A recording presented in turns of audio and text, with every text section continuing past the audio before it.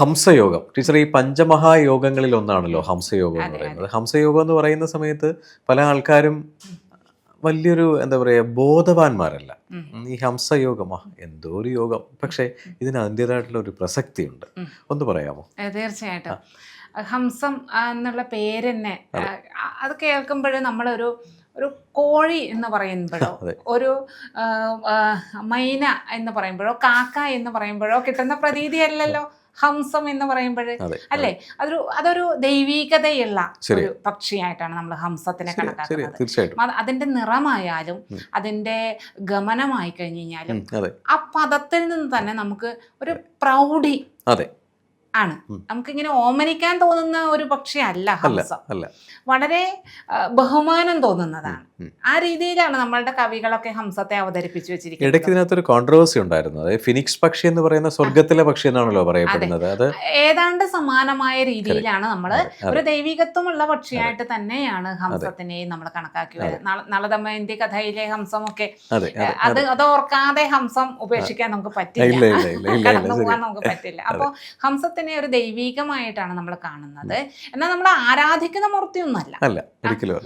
ഈ ഹംസത്തിന്റെ നിറവും പ്രൗഢിയും അതിൻ്റെ ഒരു ഗാംഭീര്യവും കുലീനത്വവും എന്താണോ അത് തന്നെയാണ് ഈ ഹംസ യോഗം അനുഭവിക്കുന്ന വ്യക്തിക്കും ഉണ്ടാവുക. അയാൾ ഏത് കുലത്തിൽ ജനിച്ചു കഴിഞ്ഞാൽ ഏത് കുലത്തിൽ ജനിച്ചാലെന്ന് പറയുമ്പോഴും നമ്മളിങ്ങനെ ആഴത്തിലേക്ക് പോകണം കേട്ടോ. കാരണം ഇങ്ങനെയുള്ളവർക്കൊന്നും ഈ യോഗത്തിൽ ജനിക്കാൻ സാധിക്കില്ല. ശരിയാ. അത്രയ്ക്കധികം പുണ്യം പൂർവ്വജന്മത്തിൽ ചെയ്തവരെ മാത്രമാണ് ഹംസയോഗം ഉള്ള സമയത്ത് ജനിക്കുക.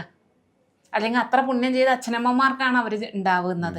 അപ്പോൾ അത് എവിടെ ജനിക്കണം എന്നുള്ളതൊരു നിയോഗമാണ്. കാരണം ചിലപ്പോൾ തീരെ നിവർത്തിയില്ലാത്ത ദരിദ്രരായിട്ടുള്ള അച്ഛനമ്മമാർക്കായിരിക്കും ഈ കുട്ടി ജനിക്കുക. അവിടെ നിന്ന് കുറേ അനുഭവങ്ങൾ സ്വാംശീകരിക്കേണ്ടതുണ്ട് എന്നുള്ളത് കൊണ്ടാണ് അവിടെ ജനിക്കുന്നത്. അങ്ങനെ അവിടെയുള്ള ആളിനും ജനിക്കുക, അല്ലെങ്കിൽ അങ്ങനെയുള്ള ഒരു സാഹചര്യത്തിൽ ജനിച്ചു എന്നുള്ളത് കൊണ്ട് ഈ യോഗം ഇല്ലാതിരിക്കില്ല. പക്ഷേ പൂർവ്വ പുണ്യമുള്ളവർക്ക് മാത്രമേ ഈ യോഗം സംഭവിക്കുള്ളൂ. കാരണം ഈ യോഗത്തിൽ കൂടി അല്ലെങ്കിൽ ഈ യോഗം അനുഭവിക്കാൻ സാധിക്കുക വ്യാഴത്തെ കൊണ്ടാണ് കേട്ടോ. വ്യാഴമാണ് സർവേശ്വര കാരകത്വമാണ് വ്യാഴത്തിന് കൊടുത്തിരിക്കുന്നത്. എല്ലാ ഈശ്വരന്മാരുടെയും സാന്നിധ്യമാണ് വ്യാഴം പറയുന്നത് എന്നാണ്. അങ്ങനെയാണ് നമ്മുടെ ജ്യോതിഷത്തിൽ. മാത്രമല്ല, നേരത്തെ ബുധനെ കുമാരൻ എന്ന് പറഞ്ഞതുപോലെ ഇദ്ദേഹം ഗുരുവാണ്. ദേവഗുരുവായിട്ടുള്ള ബൃഹസ്പതിയുടെ സ്ഥാനത്താണ് ഈ വ്യാഴത്തിനെ നമ്മൾ കണക്കാക്കുന്നത്. അത് ഗുരു എന്ന് പറയുമ്പോൾ നമ്മളിങ്ങനെ നമ്മളെ വിദ്യ അഭ്യസിപ്പിക്കുന്ന അല്ലെങ്കിൽ അറിവ് പകർന്നു തരുന്ന വ്യക്തി അത് മാത്രമല്ല, ഗുരുത്വം എന്ന് പറയില്ലേ. ഗുരുത്വം എന്ന് പറയുന്നത് ഗുരുവിനെ അനുസരിക്കുക അല്ലെങ്കിൽ ബഹുമാനിക്കുക, അത് മാത്രമല്ല ഗുരുത്വം എന്ന് പറഞ്ഞൊരു ഭാരമാണ്. അകത്തെന്തെങ്കിലും ഉണ്ടെങ്കിലാണ് ഈ ഭാരം ഉണ്ടാകുന്നത്, അല്ലേ? അത് തന്നെ ഇവന്റെ അകത്ത് ഒരുപാട് ചൈതന്യമുണ്ട്. ആ ഒരു ഗുരുത്വം ഇവനുണ്ടാകും, ആ ഭാരം ഇവനുണ്ടാകും.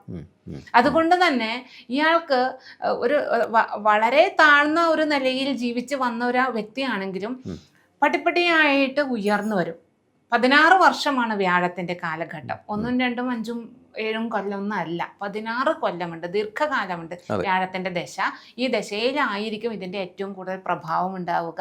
അത് ഇങ്ങനെ ഏറ്റവും താഴെയിൽ നിന്നുള്ള ആ വ്യക്തിയാണെങ്കിലും ഏറ്റവും ഉയർന്ന വ്യക്തിയാണെങ്കിൽ പോലും ഇയാൾക്ക് ഇയാളുടേതായിട്ടുള്ള സ്വന്തമായിട്ടുള്ള ഒരു പ്രൗഢിയിലേക്ക് ഇയാൾ ഉയർന്നു വരും. വളരെ കുലീനനായിട്ട് മാറും.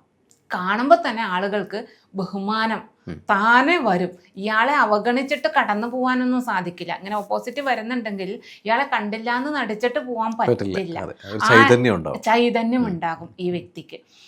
അത് മാത്രമല്ല ഈ പറഞ്ഞ പോലെ കുലീനത്വം ഉണ്ടാകും. ഈ നേരത്തെ നമ്മൾ ബുധനെ കൊണ്ട് പറഞ്ഞു കുമാരനാണ് ഒരു അലസഗാമിയായിട്ടൊക്കെ തോന്നും. പക്ഷേ ഇതിൽ അങ്ങനെയല്ല. വ്യാഴദശയിൽ അല്ലെങ്കിൽ ഹംസയോഗത്തിൽ അങ്ങനെയല്ല സംഭവിക്കുന്നത്.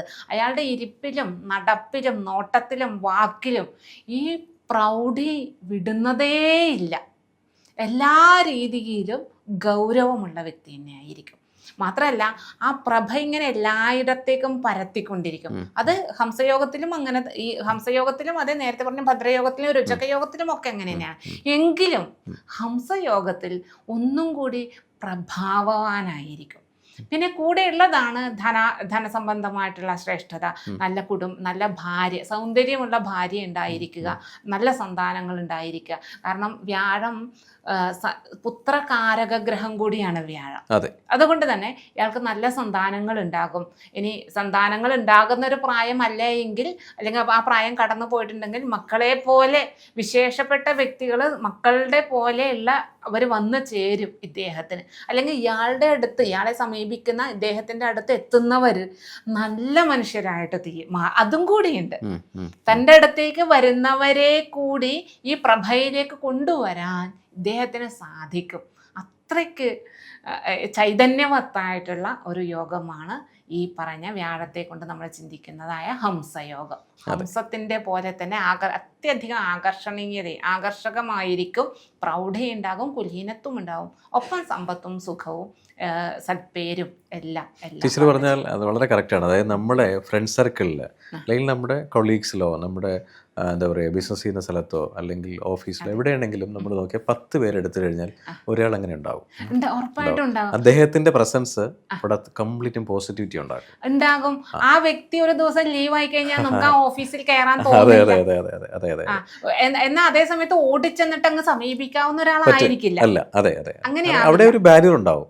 എല്ലാത്തിനും തികച്ചും നമ്മളൊരു പൗരുഷവും നമ്മളൊരു ബഹുമാനിക്കുകയും വാക്കുകളിലും എന്താ പറയുക പ്രവൃത്തിയിലും ബഹുമാനിക്കുകയും ചെയ്യുന്ന ഒരാളായിരിക്കും. പക്ഷെ അദ്ദേഹത്തിന്റെ പ്രസൻസിൽ അവിടെ ഒരു എൻഹാൻസ്മെന്റ് ഉണ്ടാവും, ബിസിനസ് എൻഹാൻസ്മെന്റ് ആണെങ്കിലും എന്താണെങ്കിലും. അപ്പൊ അതൊരു ദൈവികമായിട്ടുള്ള ഒരു ചൈതന്യമാണ് അവിടെ ഉള്ളത്.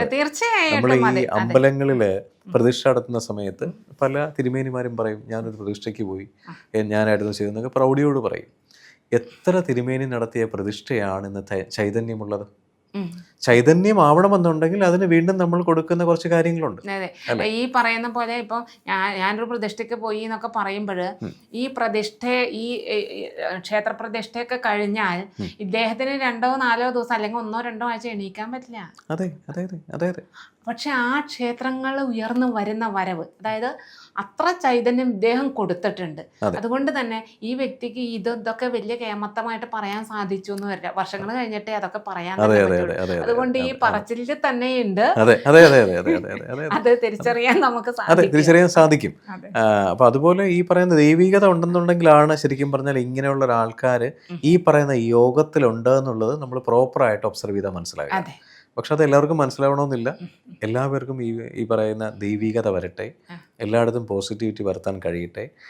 ഒരാൾ വിഷമിച്ച് നിൽക്കുന്ന സമയത്തുണ്ടാകുന്ന മനസ്സിന്റെ വേദനയെ ഇങ്ങനെ ഒരാളുണ്ടെങ്കിൽ പൂർണ്ണമായിട്ടും മാറിക്കിട്ടും. തീർച്ചയായിട്ടും കണ്ടാൽ മതി. ആ വ്യക്തി നമ്മളുടെ ജീവിതത്തിൽ ഇടപെടണമെന്നൊന്നുമില്ല, ഒന്നും പറയണ്ട. ആ വ്യക്തി നമ്മളുടെ പരിസരത്ത് എവിടെയോ ഉണ്ടായാൽ തന്നെ മതി. അതെ, ഒരു വിശ്വാസം, ഒരു കോൺഫിഡൻസ്, അതെ, അദ്ദേഹം ഉണ്ട് എന്നുള്ള ഒരു തോന്നൽ നമ്മളിൽ ഉണ്ടായ ഒന്ന് നമ്മളും മര്യാദക്കാരാവും. ശരിയാണ്. അവിടെ നിന്നിട്ട് നമുക്ക് കപടതയൊന്നും കാണിക്കാൻ പറ്റില്ല, ഉടായിപ്പ പരിപാടികളൊന്നും പറ്റില്ല. നമ്മളും നേരെയാകും.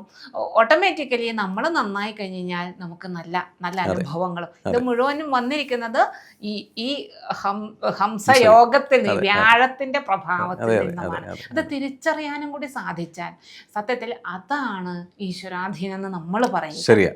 അല്ലേ? ഇതിനെ തിരിച്ചറിയാനുള്ള യോഗം ഉണ്ടാകുക എന്നുള്ളതാണ്. പക്ഷെ അവിടെ എത്തിപ്പെടുക എന്നുള്ളത് എന്ന് പറഞ്ഞു കഴിഞ്ഞാൽ എല്ലാവർക്കും എത്തില്ല. ചിലപ്പോൾ ഈ യോഗങ്ങളെല്ലാം കഴിഞ്ഞതിന് ശേഷമായിരിക്കും അറിയുക. എന്തായാലും സന്തോഷം. നിങ്ങളുടെ ജീവിതത്തിലെ വലിയൊരു മാറ്റങ്ങൾക്ക് വേണ്ടി അബാക് ജ്യോതിഷം നിങ്ങളോടൊപ്പമുണ്ട്. നിങ്ങളുടെ ജീവിതത്തിൽ വരുന്ന ഏത് തരം ജ്യോതിഷപരമായ, പൂജാപരമായ അല്ലെങ്കിൽ വാസ്തു സംബന്ധമായ എന്താവശ്യങ്ങൾക്കും അബാക് ജ്യോതിഷത്തിലെ കൺസൾട്ടന്റുമായിട്ട് നിങ്ങൾക്ക് സംസാരിക്കാൻ ഈ താഴെ കാണുന്ന നമ്പറിൽ വിളിക്കാവുന്നതാണ്. അതിലുപരി ജ്യോതിഷപരമായ പുതിയ അറിവുകൾ നിങ്ങൾക്ക് ലഭിക്കുന്നതിന് വേണ്ടി ഈ പറയുന്ന ചാനൽ സബ്സ്ക്രൈബ് ചെയ്യാൻ മറക്കേണ്ട ആവശ്യമില്ല. Thank you.